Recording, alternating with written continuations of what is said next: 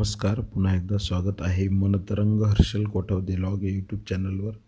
अभिनंदन टेट धारकांनो, कारण अतिशय महत्त्वाची बातमी आहे.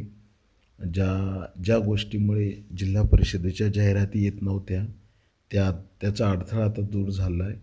जी काही बदली प्रक्रिया होती ती पूर्ण झाली असून पवित्र पोर्टलवर शिक्षक भरतीची जाहिरात येत्या 2-3 दिवसात अपलोड होतील. नवीन शिक्षक रुजू होतील आणि जुने शिक्षक कार्यमुक्त होऊन त्यांची बदली होणार. त्या संदर्भातलं शिक्षकांना मेल गेलेले आहेत, पत्र गेलेत. त्यातलं एका शिक्षकाचं पत्र कशा पद्धतीचं आहे ते तुम्हाला मी वाचून दाखवतो. तत्पूर्वी नवीन असाल चॅनल सबस्क्राईब करा. डिस्क्रिप्शनमध्ये टेलिग्राम चॅनलची लिंक आणि व्हॉट्सअप चॅनलची लिंक टाकली आहे, ती बघा, म्हणजे जेणेकरून नवनवीन अपडेट्स, जाहिराती या संदर्भात माहिती तुम्हाला देता येईल. चला तर बघूया बदली आदेशाचे पत्र. टीचर ट्रान्सफर मॅनेजमेंट सिस्टीम, शिक्षण विभाग. एका शिक्षकाचं बदलीचं पत्र बघा. शिक्षण विभाग प्राथमिक जिल्हा परिषद सिंधुदुर्ग, दिनांक 30/12/2023. बदलीचे आदेश 2022-23. या आदेशान्वये ज्ञानेश्वर काशीनाथ भोये, अंडर ग्रॅज्युएट, सध्या जिल्हा परिषद सिंधुदुर्ग यांनी केलेल्या विनंतीवरून सादर केलेली कागदपत्रे सत्य आहेत. त्यानुसार शासन निर्णयानुसार त्यांची बदली जिल्हा परिषद नाशिक येथे करण्यात आली. सदर बदली खालील अटी व शर्ती श्रावण करण्यात आली. संबंधितांनी केलेली कागदपत्रे सत्य आहेत.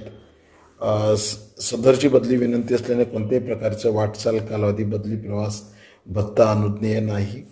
संबंधित शिक्षकांना कार्यमुक्तीचे आदेश प्राप्त झाल्यानंतर बदली झालेल्या जिल्हा परिषदेमध्ये तात्काळ रुजू व्हायचे आहे.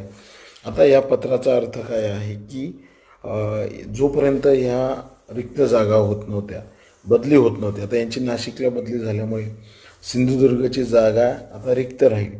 मग ती रिक्त झालेली जागा ज्याच्यावर नवीन शिक्षक भरला जाईल.